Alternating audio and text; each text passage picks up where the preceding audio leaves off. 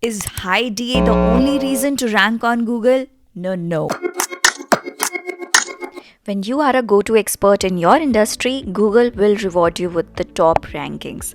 That is what is about topical authority. It's one of the most important ranking factors. Let's take an easy example.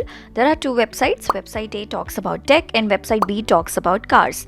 Alright, and there is a query by user that is related to cars. Clear cut winner is website B because they talk about cars. Now let's take another example. Let's suppose I'm finding about iPhone 15. Now there is a website A who talks about gadgets, phone gadgets, and they talk about Android phones also. They talk about all sort of brands that comes in mobile phones. And website B only and only talks about iPhone. Now, who would I trust? The topical authority would go to website B. I would not say that this is the single most ranking factor. Obviously, there are other factors that matters a lot, where backlinks are there. But if you don't have backlinks, initially you're just starting out, you rely on content, right? You don't have backlinks, and you don't have that kind of DA when you're just starting out, so you play around the content thing. Your content is your number one bet. So here you create cluster topics, you create topical authority by creating pillar content, by creating subtopics content. That is how you make a place, and that is why it is very important. The structure of your content is made in such a way that it's so helpful for search engines as well as users, and it automatically helps in ranking your website. Let's suppose आप strength training पे content बनाते हैं. अब strength training जो होगा हमारा, वो हमारा पिलर कंटेंट होगा. अब इसके 3 सब टॉपिक्स क्या बन सकते हैं? For example weight lifting. Okay, then it will be nutrition, regarding nutrition. अगर आप स्ट्रेंथ ट्रेनिंग कर रहे हो तो क्या न्यूट्रिशन लिया जाए. And third would be injury prevention. So ये 3 टॉपिक्स हैं, ये हम उठा सकते हैं स्ट्रेंथ ट्रेनिंग के अंदर. तो स्ट्रेंथ ट्रेनिंग हमारा क्या हो गया? Pillar content. और उसके फिर हमारे जो हैं वो 3 सब टॉपिक्स यहाँ पे आएंगे.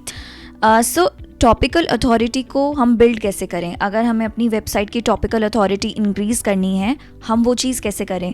सबसे पहले आपको देखना होगा कि आपका जो कंटेंट है वो बियॉन्ड सरफेस लेवल होना चाहिए. What does that mean? See, बहुत सारे लोग थिन कंटेंट बनाते हैं, फ्लफ कंटेंट बनाते हैं. इनिशियली जब हम लोग की कोई फॉलोइंग नहीं होती है, तो हम लोगों को कीवर्ड रिसर्च पे काफ़ी फोकस करना पड़ता है. We have to create long tail keywords, ताकि इवन लो कॉम्पिटिटिव कीवर्ड्स जो होते हैं और जिनका कंपटीशन हाई नहीं होता है, बहुत ज़्यादा कंपटीशन नहीं होता है, वो कीवर्ड्स हम चुनते हैं ताकि हम एटलीस्ट लोगों की नज़र में आ जाएं. आई वुड से जब हम वो फॉलोइंग बना लेते हैं, if you will talk to any expert और people who are doing really good in Google, their websites are ranking on first page of Google, they would say they do not pay heed to keyword research anymore. उनको पता होता है industry में क्या चीज़ trend कर रही है, क्या चीज़ रैंक कर रही है, तो वो उसी चीज़ पे कंटेंट बनाते हैं. Once they know their audience का टेस्ट, they create content according to that. And वो इतने ज़्यादा कंटेंट पिलर्स खड़े कर देते हैं, बना देते हैं, कि वो जो ऑडियंस, जो यूज़र आता है ना उनके पास, वो जा ही नहीं पाता उनकी वेबसाइट से.